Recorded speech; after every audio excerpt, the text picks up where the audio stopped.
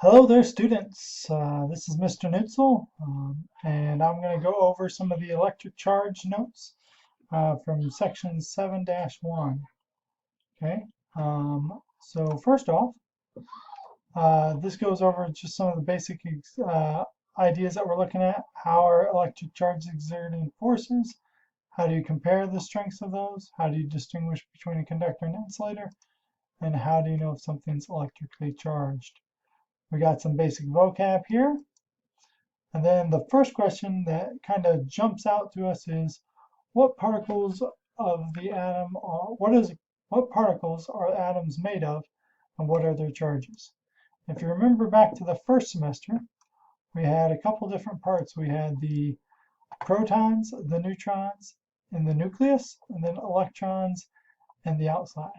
Protons have a positive charge, neutrons are neutral, and electrons have negative charges. Okay, so positive and negative charges come from electrons and protons. Okay, electrons can leave the atom, but protons can't. So anytime you have a positive charge on something, that's because that object has lost some electrons. And anytime you start to have a negative charge on something, that's because that object has to have gained it. Normally, objects are that don't have a charge, we say that they're electrically neutral. Okay, here's again just another picture. We got in the very center, we have the nucleus.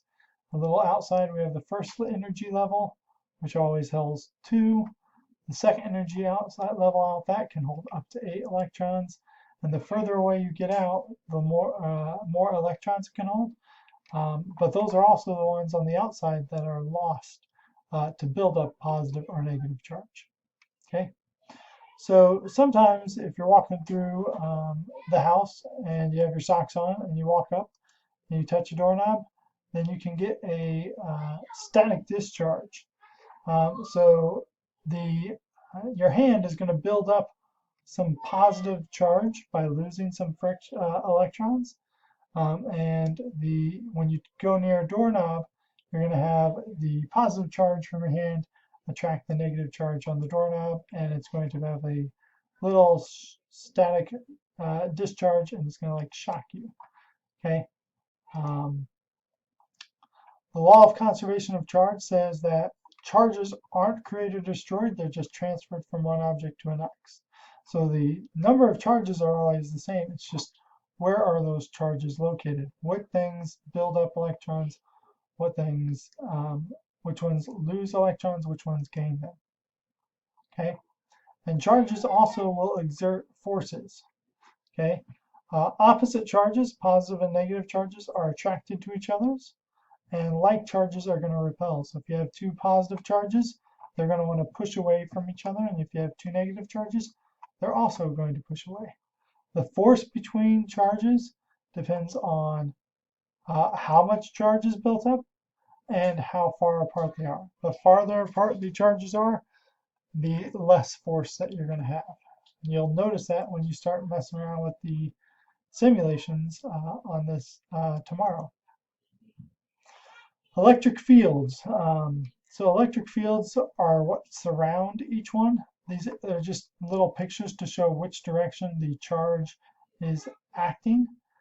If you're drawing a positive charge, the field lines go away from it, and if you're drawing a negative one, they go towards it. So as you can see, when we have opposite charges, the field lines go from one to another, and you could say that there's a buildup of more force there.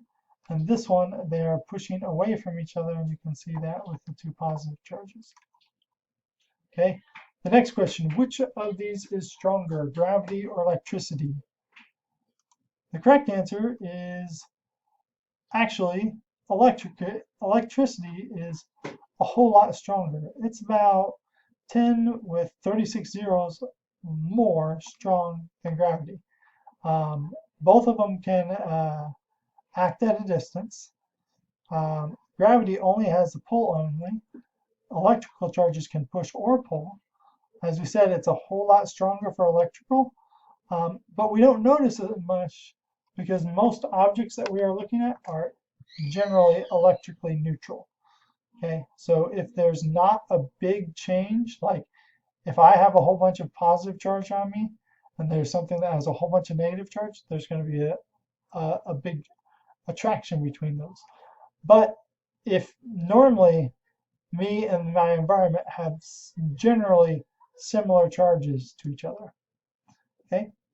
Uh, Charges pass through some materials better and others it can't. So this is conductors and insulators. A conductor will move electrons very easily. That's basically most metals are good conductors. Insulators are things where electrons don't travel as easily. So plastic, wood, rubber, and glass are good insulators. Turns out that conductors and insulators, we talk about those with uh, heat, but we can also talk about with electrical charge and electricity. Another question that some people always ask, and as we're talking about different charges, is what causes lightning? In your book, it goes into a pretty good detail, going over like a 4-part session of how lightning is caused. And so I would recommend you look at the book in that.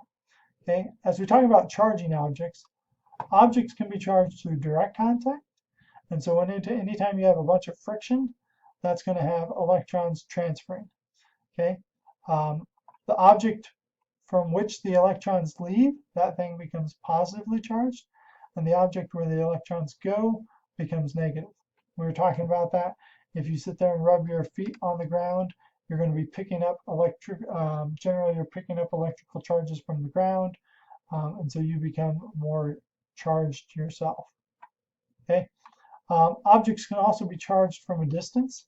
And anytime you have a buildup of one type of charge, if I have a whole bunch of negative charges in the atmosphere, it's going to start to make a positive charge on the ground. And once those get close enough, then we have lightning, and that's going to be the charges transferring from one spot to another, trying to um, uh, go back to a balanced state. Okay. Again, if you look at the balloons video, that shows a good example of how to charge by induction. Okay, so charging by induction is when you have one thing with a whole bunch of negative charges. It's going to repel the negative in the other ones, leaving that object positively charged. Okay, again, you'll find that out in the simulation videos that you're looking at tomorrow. Okay, here we have the explanation of lightning. You have friction that's built up in the clouds, so electrons start to mass. So therefore our clouds become negatively charged. And as the clouds become negatively charged, they induce a positive charge on the ground. And then lightning is when the negative charges jump to the positively charged ground. And that again is the static discharge. I got a nice picture over here that my face is covering up of all kinds of cool lightning. And sometimes it goes to the ground, and sometimes it jumps from cloud to cloud. It just depends on where are all the charges. Okay. Whenever we have lightning, the lightning discharge, it heats up the air, and the temperature rises super quickly, and it causes a sound, and that sound is thunder. Okay, so the heat causes the air in the bolt's path to expand, producing the sound of thunder.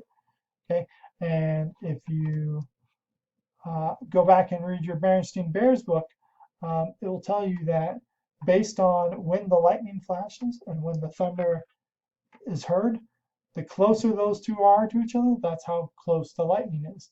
So if you see lightning, and then a couple seconds later you hear the thunder, basically for every second it travels about 1,000 feet.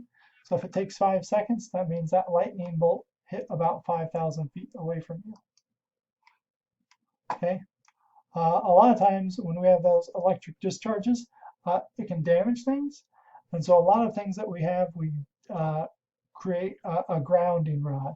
Okay, so here's a picture. We have a lightning rod on top of a building, and it has a wire that travels all the way down to the edge. And normally those connect to the like to a hose line or something, and that spigot goes into the ground. And so as the lightning strikes the building, it's going to travel along that wire into the ground where it's dissipated and it doesn't hurt anything. If this building were not grounded, then that lightning could stick around and fry some electrical equipment inside of the building. And that pretty much takes us to the end of these notes. If you have more questions, email me. Otherwise, you're going to get started, and if you haven't filled out the notes, get those done. Hope you're all doing well, and this is Mr. Neutzel signing out.